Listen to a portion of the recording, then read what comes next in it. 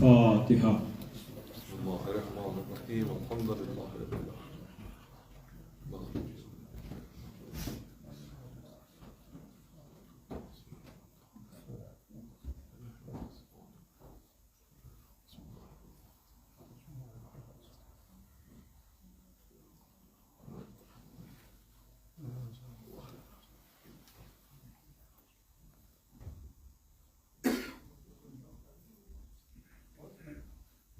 اعوذ باللہ من الشیطان اللعین الرجیم، بسم اللہ الرحمن الرحیم۔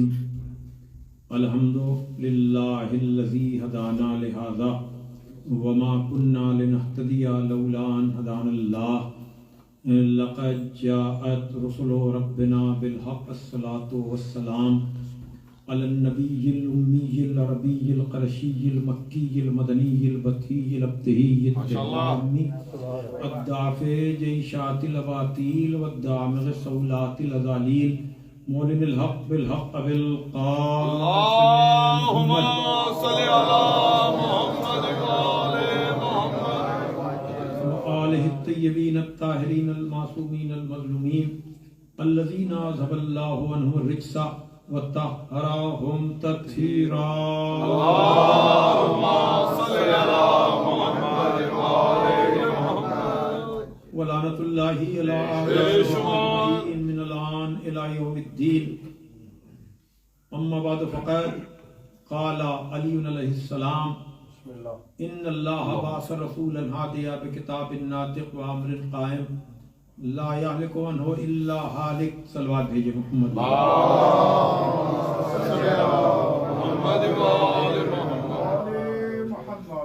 بزرگان محترم و دوستان عزیز، 1445 ہجری کے محرم کا آغاز ہو گیا۔ دنیا میں یا حسین کی صدائیں بلند ہونے لگی،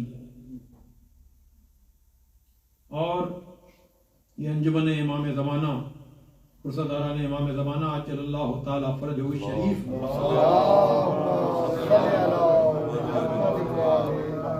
کی طرف سے منعقد ہونے والا عشرہ مجالس، بڑا اہتمام آپ نے کیا، بڑا انتظام آپ نے کیا اس دکھیا ماں کو پرسا دینے کے لیے کہ جس نے خبر شہادت امام حسین علیہ السلام سننے کے بعد یہ نہیں کہا تھا کہ بابا کیا میرے بیٹے کی شہادت سے دین بچ جائے گا، نہیں، وہ تو بچنا یقینی تھا۔ پوچھا تو یہ پوچھا کہ یہ واقعہ ہوگا کب؟ تو پیغمبر نے کہا فی زمان خالی عنی وان کے وان علی، یہ اس زمانے میں ہوگا جب نہ میں ہوں گا نہ تم، نہ علی ہوں گے نہ حسن۔ کہا پھر میرے بابا میرے لال کو روئے گا کون؟ میرے لال کو گریا کون کرے گا؟ ہاں یقیناً بہت سے لوگوں کو اپنے وطن کا محرم بھی یاد آ رہا ہوگا، لیکن یہ اس مظلوم کا ماتم ہے کہ جہاں بھی ذکر ہوتا ہے آنسو اس طرح سے جاری ہوتے ہیں کہ رومال سیدہ، اس لیے کہ جب پیغمبر نے کہا کہ بیٹی خدا نے وعدہ کیا ہے کہ وہ تا قیام قیامت ایک ایسی قوم پیدا کرتا رہے گا جس کے مرد حسین کے مردوں کا ماتم کریں گے، جس کی عورتیں حسین کی عورتوں کا ماتم کریں گے، جس کے بچے حسین کے بچوں کا ماتم کریں گے۔ بی بی زہرا آئیے دیکھیے، یہ وہی قوم ہے کہ جو ہر سال اپنے سال کا آغاز کسی خوشی سے نہیں کرتی ہے بلکہ غم حسین سے کرتی ہے۔ اسی لیے میں نے ہمیشہ کی طرح سے مجلس کا آغاز فضائل سے نہیں کیا بلکہ مصائب سے کیا ہے، تاکہ ہم کہہ سکیں کہ بی بی زہرا یہ وہی قوم ہے جس کا وعدہ آپ کے خالق نے، آپ کے رازق نے، آپ کے بابا سے کیا۔ جزاکم ربکم अज़ादारों, आपकी आवाजें बुलंद हुई, आपने गिरिया किया। हाँ, अपने को आमादा कीजिए, अपने को तैयार कीजिए, इसलिए कि रैयान इब्न शबीब जब पहली मुहर्रम को हमारे और आपके 8वें आका, 8वें इमाम की खिदमत में हाजिर हुए हैं, चंद सवाल और जवाब करने के बाद इमाम ने कहा कि इब्न शबीब, तुम्हें पता है ना कि दौरे जाहिलियत में भी मुहर्रम की हुर्मत की निस्बत से कत्ल क़िताल को तर्क कर दिया जाता था, लेकिन इस उम्मत ने न माह मुहर्रम का ख्याल किया, न अपने रसूल की निस्बत का ख्याल किया, बल्कि इसी महीने में ऐसे 18 शहीद हुए जिनका कोई सानी नहीं था, जिनका कोई नजीर नहीं था। जज़ाकुम रब्बुकुम। एक मर्तबा हमारे और आपके 8वें इमाम ने कहा, इब्न शबीब, अगर तुमको किसी मुसीबत ज़दा की मुसीबत पे रोना आए तो मेरे जद्द मजलूम पे रो लिया करो। अज़ादारों, सुनोगे, ये 8वें इमाम की वो रवायत है जो कमो बेश आगाज़ मुहर्रम में हर खतीब और जाकिर किसी न किसी एतबार से इसका जिक्र करता है कि मेरे जद को इस तरह से शहीद किया गया जैसे जानवर को ज़िबा किया गया। जज़ाकुम रब्बुकुम। आज़ादारों, बड़ी तफसीली रवायत है, अगर वक्त मिले आप तलाश करके इस रवायत को पढ़िएगा, लेकिन चंद जुमले मैं उसी रवायत से लेकर के इमाम फरमाते हैं कि जब हमारे जद शहीद हुए तो आसमान से खून की बारिश हुई और ये जमीन खून आलूद हो गई। आज़ादारों, कहा कि मलाइका 4000 मलाइका नुसरत हुसैन के लिए जब आए तो मेरा जब शहीद हो चुका था, उस वक्त से ये मलाइका इमाम हुसैन को गिरिया कर रहे हैं और ये उस वक्त तक गिरिया करते रहेंगे जब तक इमाम ज़माना का ज़हूर न हो जाए। और आपका इमाम क्या कहता है पता है? वो भी साहिबे गम है, हम तो पानी के आंसू रोते हैं, लेकिन आपका साहब क्या कहता है पता है? कि ऐ जद्द मजलूम, हम आप पर आंसुओं के बदले खून बहाते हैं। जज़ाकुम रब्बुकुम। आज़ादारों, यकीनन चांद रात के हवाले से आपके ज़हन में बहुत से तसव्वुरात आ रहे होंगे, बहुत से ख्यालात आ रहे होंगे। हाँ, देखिए, आज पहली रात है और आपने बहुत अच्छा इस्तेक़बाल किया, आपको दुआए ज़हरा मिले। जिसने भी यहाँ आपको अदा हुसैन करने की इजाज़त दी है, यकीनन उसके लिए शरफ है, उसके लिए बुजुर्गी है। तो मैं कहूँगा परवरदिगार उसकी सारी मसाइल को हल कर दे और बानियाने मजालिस, हाज़रीन मजालिस की दिली मुरादों को पूरा फरमा। लेकिन आज पहले ही दिन हम बीबी ज़हरा से कह दें कि बीबी, अगर आपके शायान शान हम खिदमत न कर सकें तो आप तो करीमा हैं, आप तो करीम की बेटी हैं। हम मुसाफिरों की अदा में अगर कोई कमी रह जाए तो बीबी ज़हरा पुरसा कबूल करने में कोई कमी न कीजिए। जज़ाकुम रब्बुकुम। हाँ आज़ादारों, मैंने तबर्रुकन और तयम्मुनन गुफ्तगू का आगाज सिर्फ इसलिए जिक्र मुसीबत से किया ताकि हम ये कह सकें कि बीबी ज़हरा, हम नए साल का आगाज आपके बेटे के गम से कर रहे हैं, इसलिए कि ये वो कौम है कि जो हुसैन के गम का इंतजार करती है। लेकिन चांद रात में दस्तूर ये होता है, जब चांद देखा जाता है तो बुजुर्गों के चेहरे देखे जाते हैं। लेकिन बीबी ज़ैनब ने जब ये चांद देखा होगा, अली अकबर ने जब ये चांद देखा होगा, तो ये चांद क्या पैगाम लेकर आया होगा।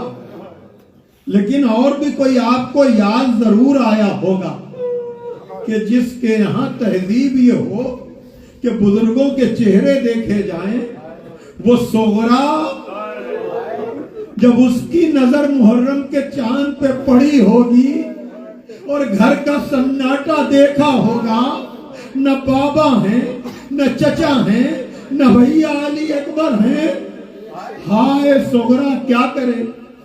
تو بہرحال محرم آتے ہی اس گھرانے پر، اس لیے کہ چھٹے امام کا دستور زندگی بدل جاتا تھا۔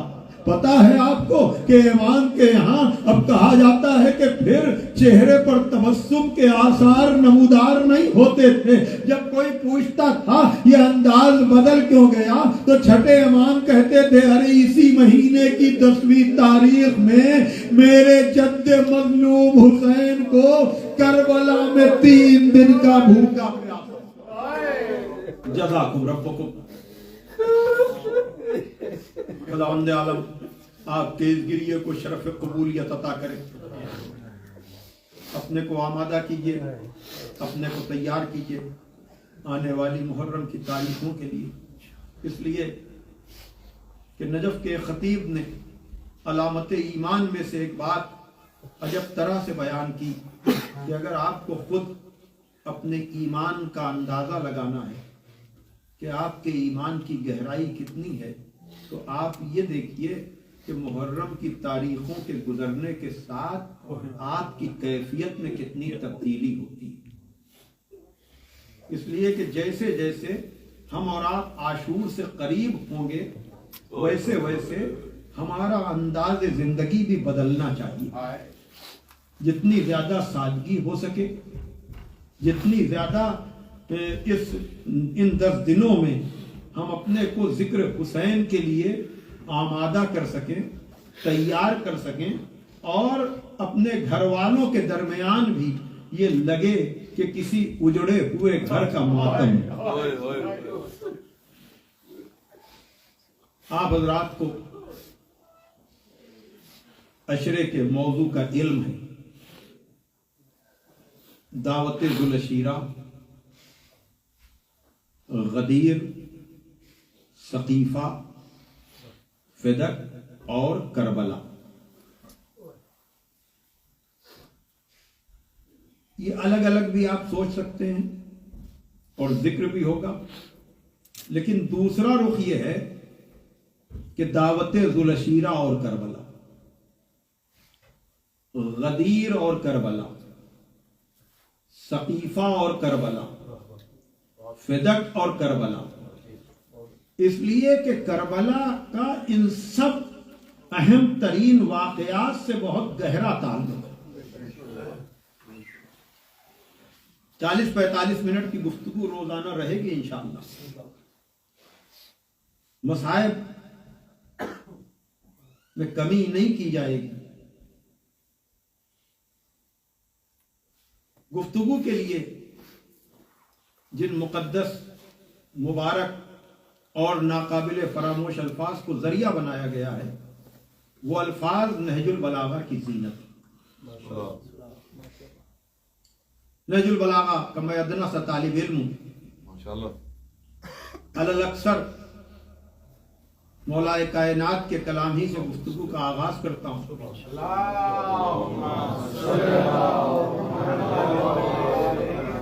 مجھے مسلسل سننے والے عادی ہیں اور جانتے ہیں، آمادہ ہیں ان کی سماعتیں۔ اس سال کے لیے میں نے جن الفاظ کا انتخاب کیا ہے وہ نہج البلاغہ کے خطبہ نمبر 167 مفتی جعفر صاحب مرحوم کے ترجمے کے اعتبار، دوسرے نسخوں میں اس کا نمبر آپ کو 169 ملے گا، اس لیے کہ دعوت ذوالعشیرہ تک پہنچنے کے لیے کچھ مقدمات کی ضرورت ہے۔ ان مقدمات کو سر کرنے کے لیے، تمہید سے گزرنے کے لیے میں نے ان الفاظ کا انتخاب کیا ہے، اس لیے کہ دعوت ذوالعشیرہ بعثت پیغمبر کے 3 سال ہوئی، یعنی جب علل اعلان کھل کر پیغمبر نے تبلیغ شروع کی ہے وہ دعوت ذوالعشیرہ کے بعد کی منزل ہے۔ پیغمبر اس سے پہلے مخفی طور پر تبلیغ اسلام کرتے تھے، لیکن تیسری بیست کے تیسرے سال پیغمبر کے پاس حکم آیا کہ وانذر عشیرتک الاقربین، کہ اب اپنے قرابت داروں کو خوف خدا دلاؤ، ان کو ہمارا پیغام پہنچاؤ۔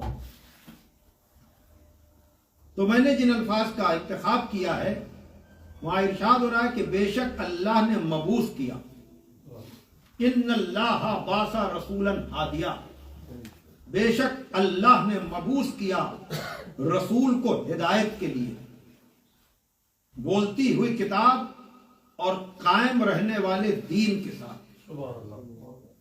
اس کے بعد کوئی ہلاک نہیں ہوگا مگر وہ جس کی قسمت میں ہلاکت لکھی ہوئی ہے۔ اس لیے کہ بہت سے لوگ کبھی کبھی یہ کہتے ہیں کہ اگر پیغمبر نے کھل کے بیان کیا ہوتا تو پیغمبر کے حکم کو کون نہ مانتا۔ نہیں، مولائے کائنات نے واضح کیا۔ کچھ ایسے بدنصیب ہوتے ہیں کہ جو ہدایت کو واضح اور روشن دیکھنے کے بعد بھی، اس لیے کہ یہ باتیں کرنا بہت آسان ہے کہ اگر پیغمبر نے واضح طور پر بیان کیا ہوتا تب پیغمبر کی بزم والے کیوں بہکتے؟ اگر سلسلے کو سمجھیے تو ہر بات سمجھ میں آ سکتی ہے، اس لیے کہ قرآن میں ہر چیز کا جواب موجود ہے۔ کچھ اشارے آج آئندہ کی مجالس کو واضح کرنے کے لیے کہ پیغمبر کے بزم میں بیٹھنے والے کیسے بہک سکتے ہیں، تو بزم میں پیغمبر سے زیادہ تو بزم میں ملکوت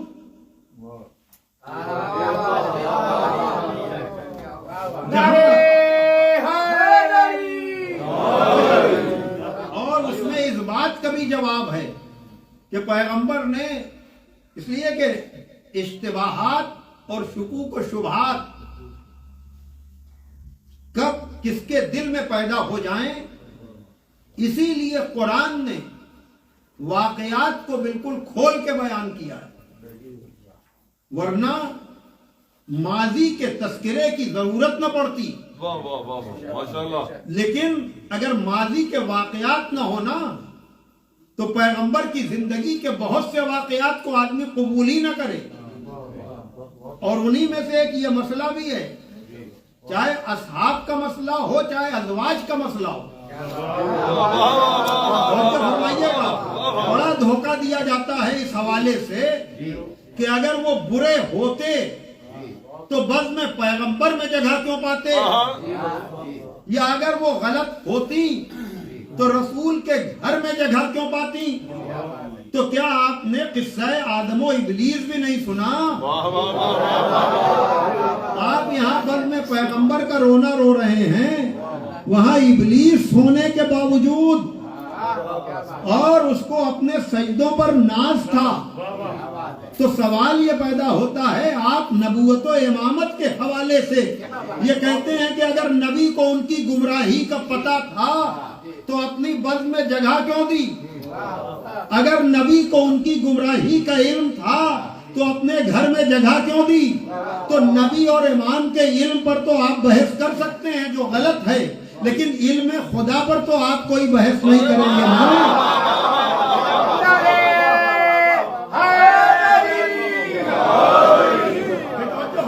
علم خدا پر تو آپ کوئی بحث نہیں کریں گے نا۔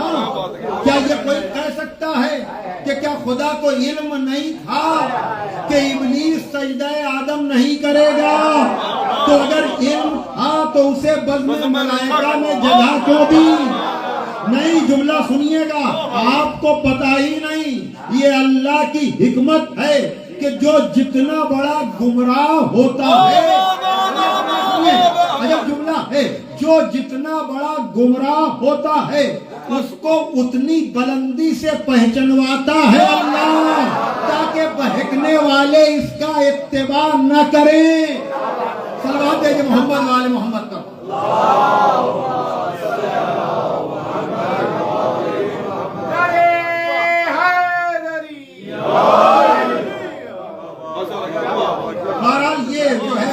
کہ جس کی قسمت میں ہلاکت لکھی ہوئی ہے، اس لیے کہ آغاز آدمیت سے اس کا پتہ چل رہا ہے، ورنہ ابلیس کو کتنا زیادہ موقع تھا، لیکن وہی بات کہ اللہ نے پورا اسے موقع دیا سدھرنے کا، لیکن اب وہ نہیں سدھر رہا ہے، تو کیا یہ کہے گا کوئی؟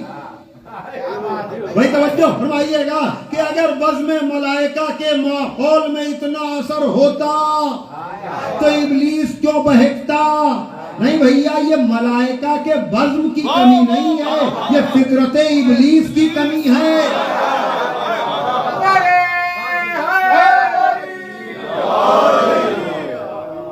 لیکن میں یہاں پر روکوں گا، ظاہر سی بات ہے کہ آج تو ہیڈ لائنز ہیں، آج تو سرخیاں ہیں، تفصیلات تو انشاءاللہ کل سے آئیں گی، لیکن آپ دیکھیے اگر میں دو جملے ان مقامات کے لیے کہوں، کل میں بیست سے قبل کا ذکر کل میں کروں گا، اور باقاعدہ طور پر دعوت ذوالعشیرہ پر مجلس جو ہے وہ پرسوں سے شروع ہوگی، لیکن یہ مقدمات آپ کے ذہن و دل و دماغ میں بیٹھ جائیں کہ دعوت ذوالعشیرہ پیغمبر نے کس کے گھر میں کی، منتظم کون تھا؟ اس لیے کہ کچھ چیزیں ہیں بالکل سامنے کی، لیکن نتیجے آپ کے لیے نئے ہوں گے، اس لیے کہ کل جو میں باتیں کروں گا وہاں بھی، اس لیے کہ بعثت رسول کی باتیں جب کرتے ہیں لوگ تو وہاں بھی عجب منظر ہے، اور پروپیگنڈے کا اثر اتنا ہوتا ہے کہ غیروں کے پروپیگنڈے سے اپنے بھی متاثر ہو جاتے ہیں۔ یہ میری اپنی گزارشات ہیں، اور یہ گزارشات اتنی اہم ہیں کہ میں نے ان گزارشات پر عالم اسلام کے بڑے خطیب علامہ طالب جوہری تابہ سرا سے اجازہ روایت لیا۔ جب وہ شام میں زیارت کے لیے تشریف لائے تو ان سے نہج البلاغہ کے حوالے سے ذکر ہوا، انہوں نے چند سوالات کیے، جب میں نے ان سوالات کے جوابات دیے تو انہوں نے اسی وقت لیپ ٹاپ پر اسے چیک کیا، جو ایک استاد اور شاگرد کا رشتہ ہوتا ہے کہ جوابات چیک بھی ہوتے ہیں، ماشاءاللہ۔ تو بہرحال چیک کر کے مجھے جو نمبر ملے وہ اجازہ روایت کی شکل میں، تو وہ میرے شیخ الاجازہ ہیں، یعنی ان کی پڑھی ہوئی روایتوں کو نقل کرنے کی اجازت میرے پاس تحریری طور پر ہے،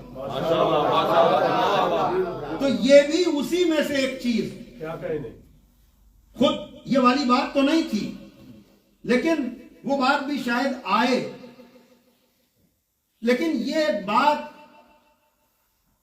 کہ جہاں پر عام طور سے سیرت کی کتاب لکھنے والوں نے کہا کہ پیغمبر پر جب وحی نازل ہوئی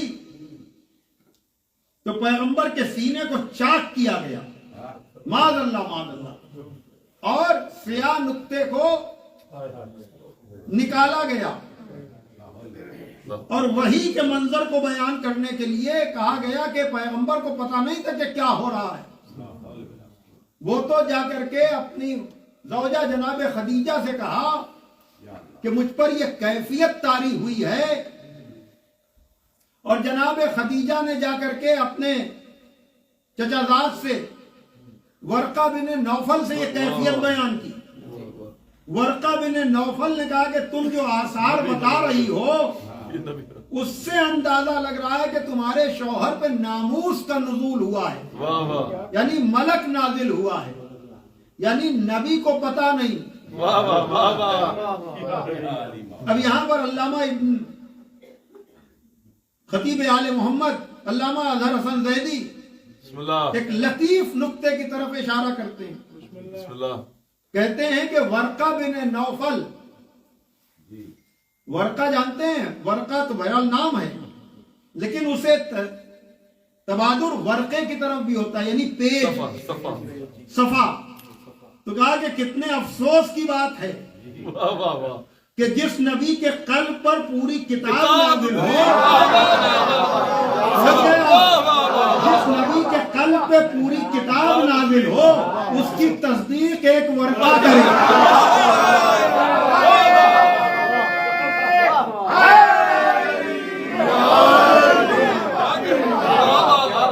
صلوات علی محمد وعلی محمد۔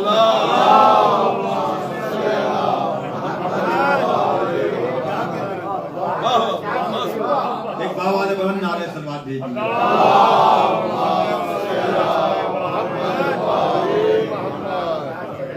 دیکھیے میں کوئی تفصیلی بحث آج تمہید کی مجلس میں چھیڑنا نہیں چاہ رہا ہوں، تفصیلی گفتگو تو انشاءاللہ کل سے ہوگی، لیکن آج صرف اشارہ میں کر رہا ہوں کہ مسلمان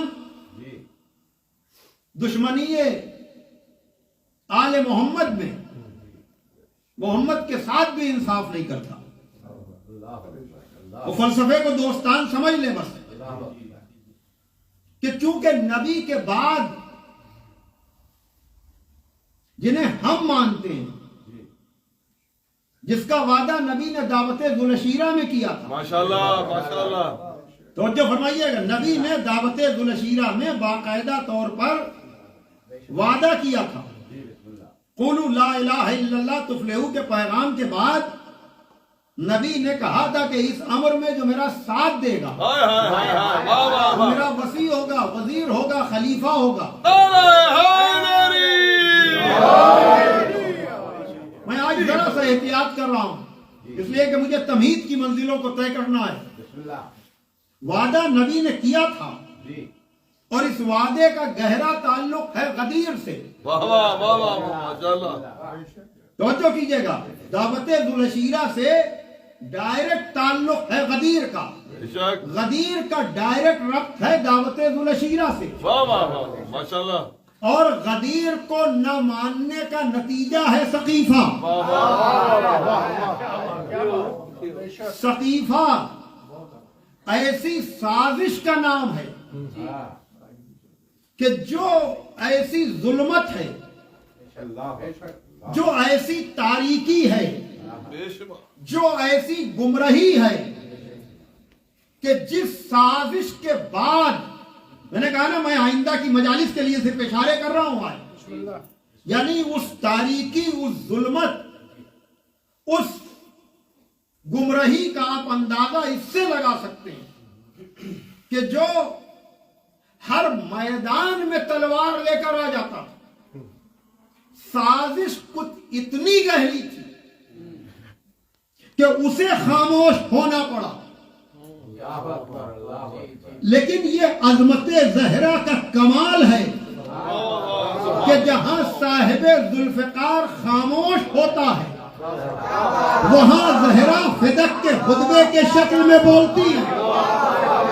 دیکھیں میں نے سلسلے ملائے ہیں عزیزان محترم کہ وہ دعوت ذوالعشیرہ، وہاں کیا ہوا وعدہ نبھایا غدیر میں، امت نے اس وعدے کو، نبی نے تو اپنا وعدہ پورا کیا، لیکن امت نے مبارکباد دینے کے بعد سقیفہ کی شکل میں اس وعدے کو بھلا دیا۔ اب امت یہ سمجھ رہی تھی کہ ہم نے ایسا جال بچھا دیا کہ اب جب علی نہیں بول پا رہے ہیں تو کوئی اور بولے گا کہاں؟ بڑی توجہ، لیکن انہیں پتہ ہی نہیں تھا کہ زہرا اور علی ہم رتبہ ہیں، انہیں اندازہ ہی نہیں تھا کہ جو کام میدانوں میں علی کی تلوار کرتی ہے وہی کام دربار میں زہرا کی زبان کرے گی۔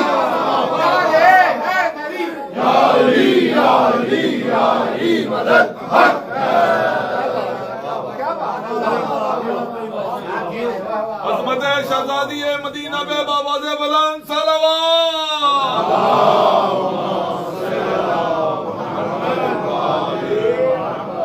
تو یہ ہے پورا سلسلہ جو میں نے آپ کے سامنے پیش کیا، تفصیلات سب کی آئیں گی، بسم اللہ، اور میں نے بہت ہی سادہ موضوع رکھا ہے، ماشاءاللہ، اس لیے کہ گہری باتیں کبھی کبھی تفصیل طلب ہوتی ہیں، اور یہ وہ چیزیں ہیں کہ جس میں تکرار سے بھی آپ نہ گھبرایا کیجیے کہ یہ تو واقعات بار بار سنے ہوئے نہیں. یہ نعرہ یہ بہت اچھا لگتا ہے کہ سنے ہوئے واقعات کو ریپیٹ کرنے کی کیا ضرورت ہے. وہی دعوت ذوالشیرہ، وہی غدیر، وہی ثقیفہ، وہی فدق، وہی کربلا. تو ان نعروں سے متاثر نہ ہوا کیجیے، اس لیے کہ آپ سن چکے ہیں نا. مطلبی نہ بنیے. آپ بھی انہی مجلسوں سے آپ نے سنا ہے نا سب. تو آپ سن چکے ہیں تو آنے والی نسلوں کو محروم کیوں کر رہے ہیں؟ سوال یہ پیدا ہوتا ہے اس نام پر آپ بھی تو یہیں سے سیکھے ہیں نا. بڑی توجہ. تو جو جنریشن اس سال سمجھدار ہو رہی ہے، جو پچھلے سال تک خالی ان واقعات کے نام سن سکتی تھی، اس سال وہ سمجھدار ہو رہی ہے، تو اس کے ذہن و دل و دماغ پر بھی تو یہ سلسلہ باقی رہے. توجہ کیجئے گا. اور پھر دعوت ذوالشیرہ ہو یا غدیر، یہ اجنبیت کیسی؟ اس لیے کہ فضائل علی کے یہ دو مصرے ہیں، توجہ کیجئے گا، کہ جن سے ہماری سماعتیں مانوس ہیں. اور اگر آپ کہتے ہیں تکرار ریپیٹیشن ہے، وہی باتیں، تو اب میں بنیادی جواب بھی آپ کو دے دوں اور اس کے بعد بس ربط مسائب. اور وہ یہ کہ اگر آپ یہ کہہ رہے ہیں سنی ہوئی باتوں کا بار بار سننے کا فائدہ کیا، تو یہ تو ہمارے اوپر آپ الزام لگا رہے ہیں. ظاہر سی بات ہے کہ ہمارا کلام اپنے لفظوں میں ہوتا ہے نا، ہم میں کوئی کمی بھی ہو سکتی ہے، لیکن ہم جیسے جن کی اردو بھی ٹھیک نہیں ہے، یا محسن نقوی شہید نے کہا کہ پڑھنا ہے مجھے شاہ خراساں کا قصیدہ، الفاظ ہیں کم قامت و کم قیمت و کم رو، الفاظ ہیں کم قامت و کم قیمت و کم رو. ایک وہ کہ زبانوں کی رسائی سے بھی بالا، ایک وہ کہ زبانوں کی رسائی سے بھی بالا، ایک میں کہ مجھے ٹھیک سے آتی نہیں اردو.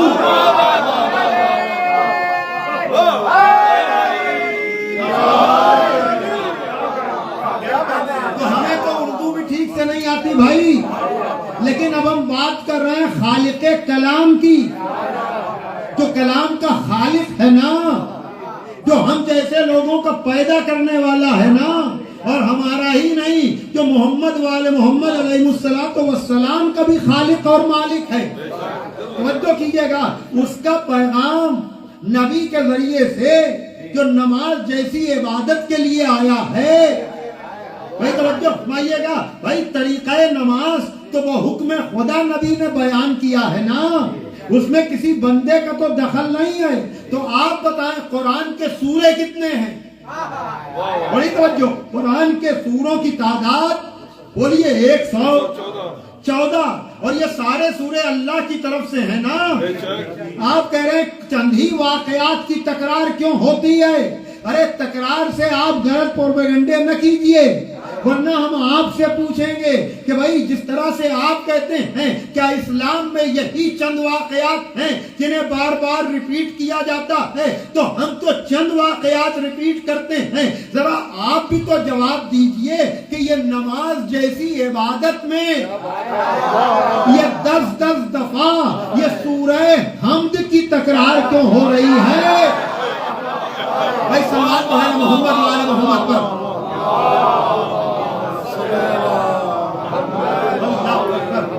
ایسا مسئلہ نہیں ہے، ٹھیک ہے، ممکن ہے پابندی سے نماز پڑھنے والے نہ ہوں، لیکن ذکر حسین کے طفیل میں خداوند عالم آپ سب کو پابند نماز روزہ و زکات بنا دے. اور ظاہر سی بات ہے کہ ذکر حسین تک آنا، لیکن مراجع کہا کرتے تھے، علماء کہا کرتے تھے کہ اگر تم کو نماز پڑھنے کی توفیق ہو تو مصلی پر جانے پر سب سے پہلے حسین پر سلام کیا کرو، اس لیے کہ تمہیں توفیق نماز یا نماز پڑھنے کا جو موقع مل رہا ہے یہ حسین کا فیض ہے، یہ حسین کا صدقہ ہے. تو نماز جیسی عبادت جو بھی پڑھتا ہے، یہ جو لوگ کہتے ہیں علی علی کرنے کی کیا ضرورت ہے، چند واقعات کے تکرار کی کیا ضرورت ہے، تو ان سے الٹ کر پوچھا کیجئے کہ 114 سوروں میں یہ بار بار سورہ حمد پڑھنے کی کیا ضرورت ہے؟ بھائی اللہ اختیار دیتا کہ 114 سوروں میں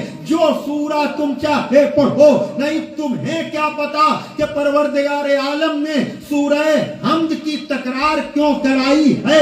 اس لیے کہ جو کچھ آسمانی صحیفوں میں ہے وہ قرآن میں ہے، جو قرآن میں ہے وہ سورہ حمد میں ہے، جو سورہ حمد میں ہے وہ بسم اللہ الرحمن الرحیم میں ہے، جو بسم اللہ الرحمن الرحیم میں ہے وہ پائے بسم اللہ میں ہے، جو پائے بسم اللہ میں ہے وہ نقطہ با میں ہے۔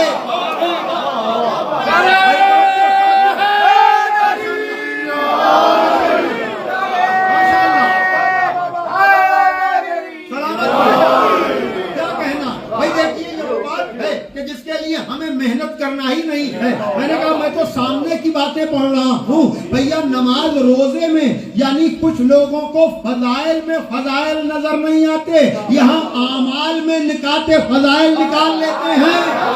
صلوات ہے جو محمد والے محمد پر۔ واضح ہے نا بات عزیزان محترم؟ تو یہ کیا بات ہوئی کہ چونکہ سورہ حمد آسمانی کتابوں کا جسٹ ہے، اس لیے پورے قرآن پر غور نہ کرو تو کم سے کم سورہ حمد پہ تو غور کر لو۔ تو یہ مسئلہ سمجھ میں آ گیا کہ آسمانی صحیفوں کا خلاصہ ہے سورہ حمد۔ تو جیسے قرآن ناطق کا خلاصہ قرآن صامت کا خلاصہ سورہ حمد میں ہے، ویسے ہی قرآن ناطق کا خلاصہ ذکر علی میں ہے۔ بڑی توجہ، جس طرح سے یہ حدیث آپ تک پہنچ گئی کہ بھائی سب کچھ جو آسمانی صحیفوں میں وہ قرآن میں، جو قرآن میں وہ سورہ حمد میں، اسی طرح سے نبی نے بھی تو کہا کہ جسے آدم کا علم، نوح کا تقویٰ، ابراہیم کی خلت، موسیٰ کی ہیبت، عیسیٰ کا زہد دیکھنا ہو وہ تنہا علی کو دیکھ لے۔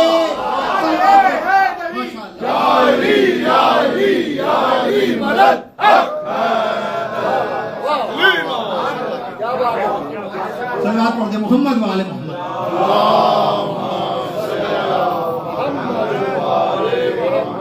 تو تکرار سے ہمیں گھبرانا نہیں ہے۔ بہرحال آپ کل تک کے لیے میں نے راہیں ہموار کر لی، لیکن اب میں آپ سے یہ بھی عرض کروں گا کہ ثقیفہ سے کربلا تک جانے کے لیے یاد رکھیے گا دلیل بیعت فاسق روا رکھی گئی تھی، دلیل بیعت فاسق روا رکھی گئی تھی، مدینے میں بنائے کربلا رکھی۔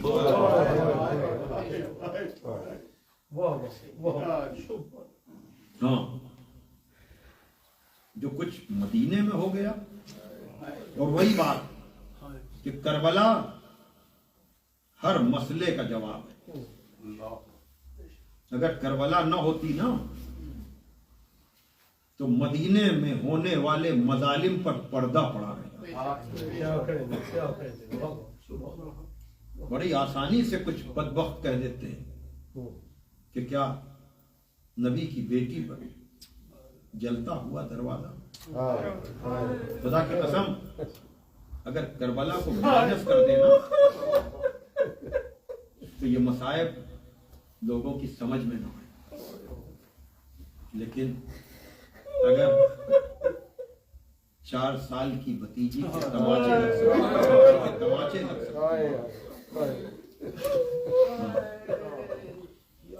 عجب شعر ہے خمار بارہبنکی کا کہ غربت زینب بعد حسین، بعد محمد جیسے علی۔ علی کی تنہائی، علی کا اکیلا پن، زہرا پر ہونے والے مظالم اور علی کی خاموشی۔ جزاکم ربکم۔ ہاں، آج پہلی رات ہے، میں آپ کو مدینے سے کربلا لے آیا، ابھی میں نے آغاز مجلس پہ جناب صغرا کا ذکر کیا تھا، پرسوں پرچم کشائی کی مجلس میں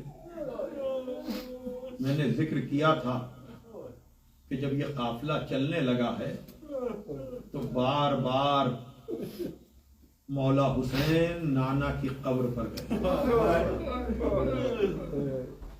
عزیزوں، بڑے تفصیلی مصائب ہیں رخصت کے، لیکن سب جا رہے ہیں، صغرا نہیں جا پا رہے۔ مدینے آپ جائیں گے، جب بے بسی ہوتی ہے وہاں، نجف جانے میں جو شوق ہوتا ہے، کربلا جانے میں جو ذوق ہوتا ہے، نجف پہنچنے پر جو انبساط ہوتا ہے، اس لیے کہ سب جگہ آپ کو کچھ بتانے کی ضرورت نہیں ہوتی کہ روضہ کہاں ہے، دور سے گنبد بتا دیتا ہے، لیکن یہ قسمت بقی میں دفن ہونے والا کہ قبروں کے نزدیک پہنچ کر بھی پتہ نہیں چل پاتا۔ اسی مدینے سے یہ قافلہ رخصت ہو رہا ہے۔ وہاں کے جو لوگ مقیم ہیں، جب آپ ان سے کہیں گے کہ ہمیں اطراف کی زیارت کرا دیں، تو مدینے میں آج بھی ایک مقام موجود ہے۔ اور پھر دیکھیے، کچھ چیزیں لکھی ہوتی ہیں، کچھ چیزیں سمجھی جاتی ہیں۔ کیا خیال ہے آپ کا؟ جس بچی کا پورا بھرا گھر جا رہا ہو، کیا اس کے لیے کتاب میں لکھا ہونے کی ضرورت ہے کہ جاتے ہوئے قافلے کو بچی نے مریض ہونے کے باوجود اپنی نگاہوں سے رخصت کیا ہوگا؟ جزاکم ربکم۔ عزاداروں، بتایا جاتا ہے کہ صغرا اس مقام تک عصا کا سہارا لے کر آئی تھی۔ جانے والے قافلے کو دیکھا تھا۔ اگر موقع ملا تو کل بھی میں آپ کو مدینے سے رخصت کے مصائب سناؤں گا، اس لیے کہ مدینے سے رخصت کے لیے تنہائی میں بیٹھ کر آپ روئیں گے۔ میں جو اشارے کر رہا ہوں اس لیے کہ نانا کی قبر پر جانا، بھائی کی قبر پر جانا، اور علامہ طالب جوہری مرحوم عجب جملہ کہتے ہیں کہ جب حسین مدینے سے نکلنے لگے ہیں نا، تو نانا کی قبر پر تو اطمینان کے ساتھ گئے ہیں، بھائی کی قبر پر تو وقار کے ساتھ گئے ہیں، لیکن جب یہ 57 برس کا حسین ماں کی قبر پہ گیا ہے تو ایسا لگتا تھا جیسے کوئی چھوٹا بچہ ماں کی آغوش میں جا رہا ہو۔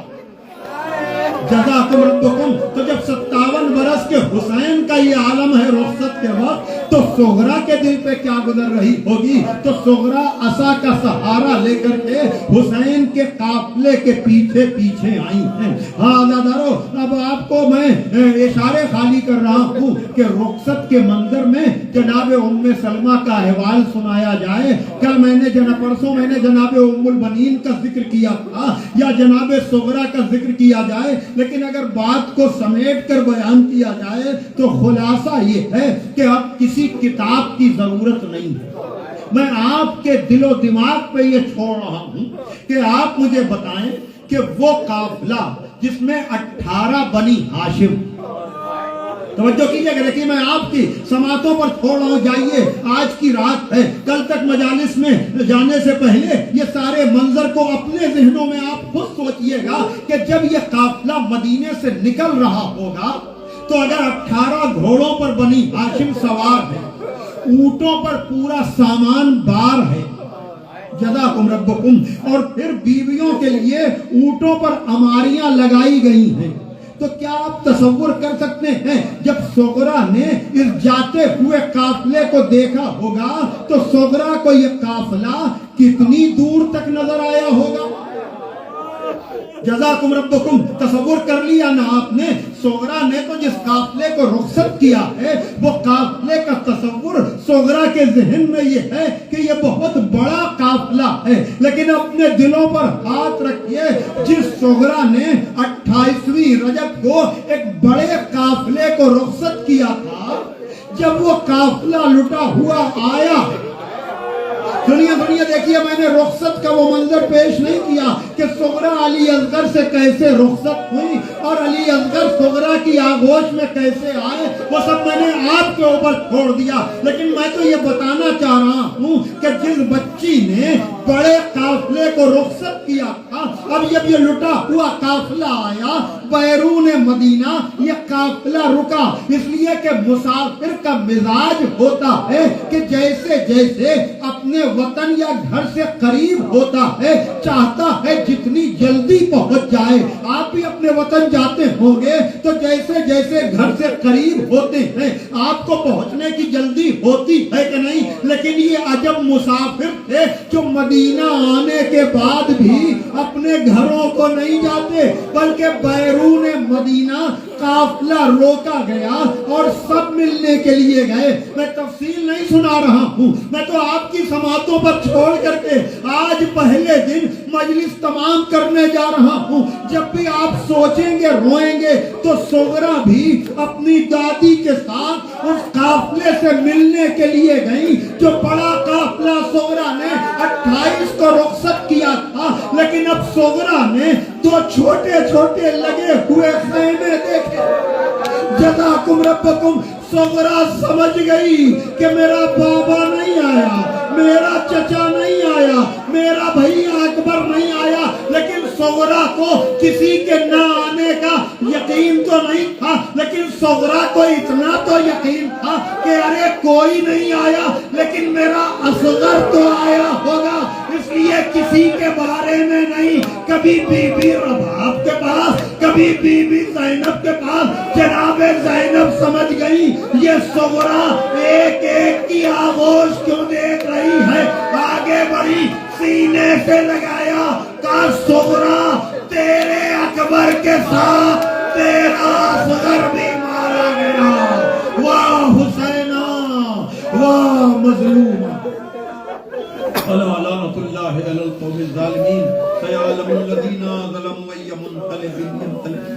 परवरदिगार आलम, हमारी इस इबादत को शरफ कबूलियत अता फरमा। हाज़रीन मजलिस बानियान मजालिस की दिली मुरादों को पूरा फरमा। इनके मरहूमीन की मग़फ़िरत फरमा, उनके दर्जात को आली फरमा और हम लोगों को सही माना में बीबी ज़हरा के उजड़े हुए घर का पुरसा देने की तौफीक अता फरमा। हमारा शुमार मौला हुसैन की मज़लूमी पर रोने वालों में कर। परवरदिगार हमें कामिल ईमान फरमा, मिल्लत को मुत्तहिद फरमा। सरकार इमाम ज़माना के हुजूर हमारे इस पुरसे को शरफ कबूलियत अता फरमा।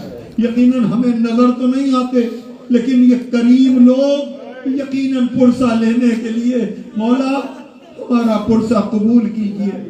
सरकार के ज़हूर में ताजील फरमा और हम लोगों को इस लायक बना कि हमारा शुमार भी उनके अंसारो आवाज़ में हो सके।